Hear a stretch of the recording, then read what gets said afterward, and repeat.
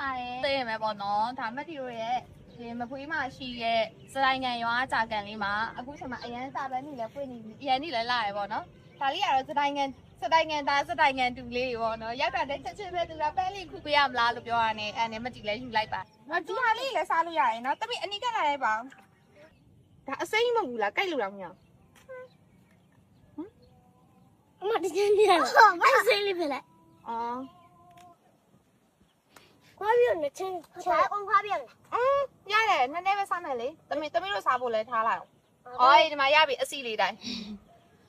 သူကနီးရှိရတော့တိုက်ဖို့ကြပြီခါစမိုင်းတတဲညရလေ